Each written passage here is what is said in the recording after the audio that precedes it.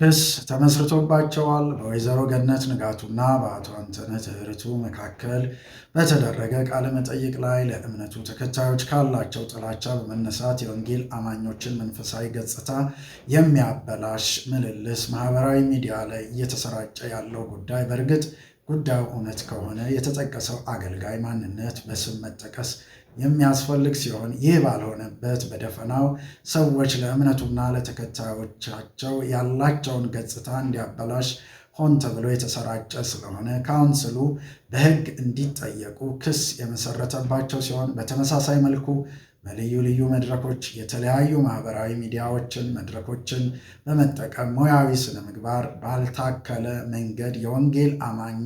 እምነት ተከታዮችን ገጽታ ለማበላሸት የሚሰሩ አካላት ከድርጊታቸው